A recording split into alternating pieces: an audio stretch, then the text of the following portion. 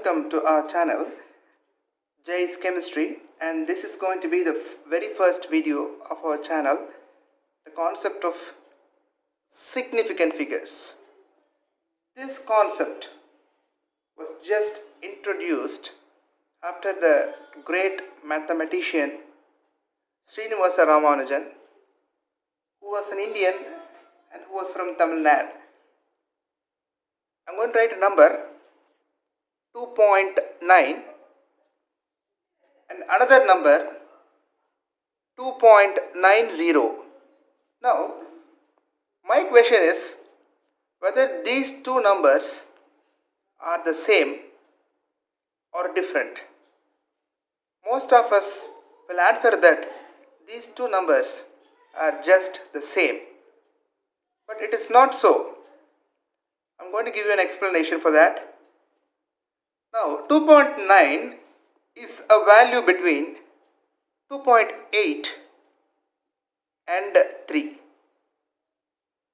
So, 2.9 is a value between 2.8 and 3. Whereas 2.90 is just going to be a value between 2.89 and 2.91. Now, again my question is, are these two numbers same? After giving this explanation, your answer will be they are not same, they are different. Which means this 0 has a value. That is what we call as this 0 is significant. It has a value. Because you will find the difference here. 2.9 is between 2.8 and 3, whereas 2.90 is between 2.89 and 2.91. If this 9 and this 1 has a value, sure this 0 will be having a value. And this was the argument of the great mathematician Srinivasa Ramanujan, which means this 0 has a value. Now we will be having certain rules for this significant figures. Now let us see the rules one by one. Okay, rules for finding out the significant figure. Right, I'm going to give you more examples for every rule so that you will be able to understand each rule very easily. Right, now the rule number 1 is all non-zero digits are significant. Which means all non-zero digits will be having some value, right? So now I am going to write a number 7.98. Now all these three numbers are non-zero numbers, which means they are not zero, right? Now all these three figures are significant. So in this case, the number of significant figures is 3. So this number has 3 significant figures, right? That is going to be the rule number 1. And rule number 2. What is rule number 2? Zeros to the left of non-zero numbers are not significant. What is the meaning of this sentence? I am going to give an example for that. Example is 0.0038. Now, this 0 coming before a non-zero number is not significant, which means all these three zeros do not have any value. Right? Now, this is rule number 2. Zeros to the left of non-zero numbers. This is a non-zero number, and to the left of a non-zero number, if there is a 0, that 0 does not have any value, which means that 0 is not significant. Now we are going to rule number 3. Zeros between non-zero digits or non-zero numbers are significant. Now I am going to give one example for that. Example is 9.005. Now these two zeros come between non-zero numbers. 9 and 5 are non-zero numbers. So these two zeros come in between two non-zero numbers. These two zeros will be having a significant value. So in this case, the number of significant figures will be 4. Whereas in the previous case, the number of significant figures will be 2. Which means these three zeros do not have value when they come before a non-zero number. Whereas when they come in between a non-zero number, these zeros will be having value. So this is rule number 3. And rule number 4. Zeros coming after a decimal preceded by a non-zero number is significant, right? Now zeros coming after a decimal. I am going to give an example for that. Example is 2.70, and I think this was a case I explained you in the starting of this video, right? Now this 0, what about this 0? Now this 0 comes after a number. In general, a 0 coming after a non-zero number will be significant, which means this 0 has a value. That is what I explained you here. 2.90, and this 0 has a value, right?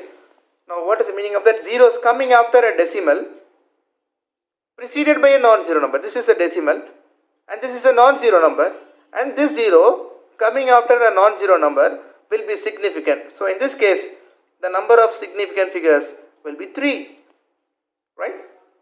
And the next rule that we are going to see is, if there is no decimal point,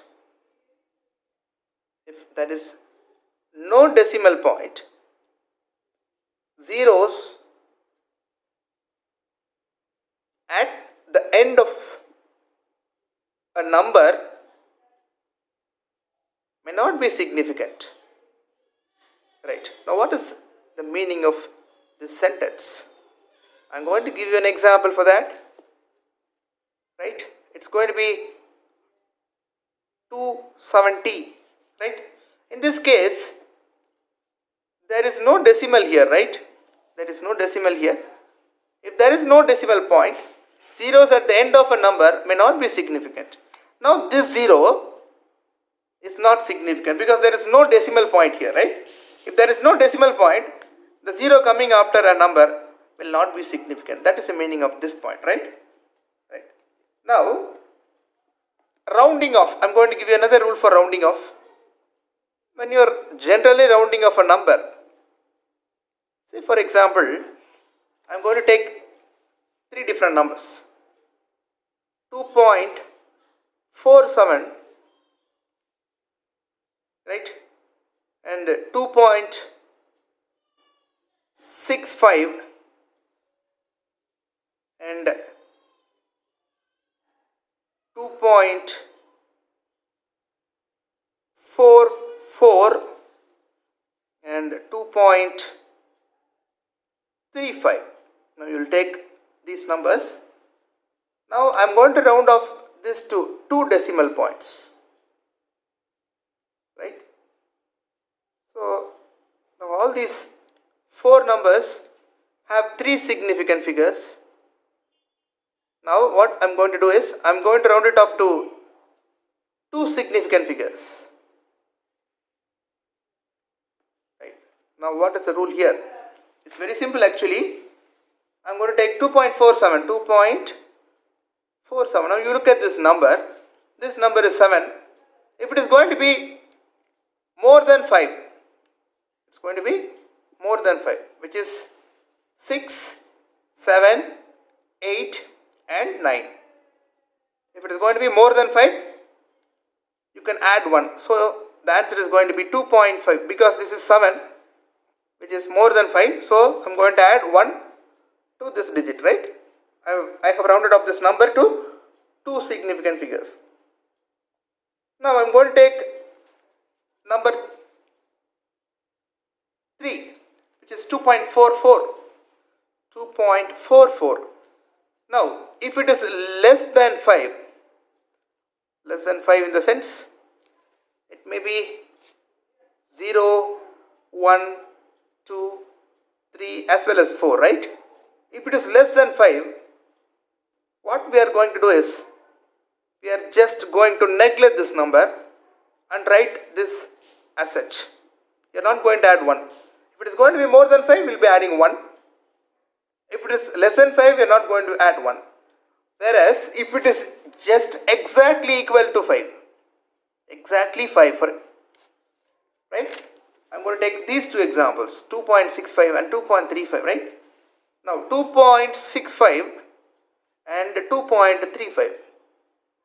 In general, what we will do is, when it comes as 5, you will just add 1. But that is not correct. When the number is going to be 5, you must look at the previous digit. Now look at the previous digit, whether it is even or odd. In this case, it is an even number, right? In this case, it is an odd number, right?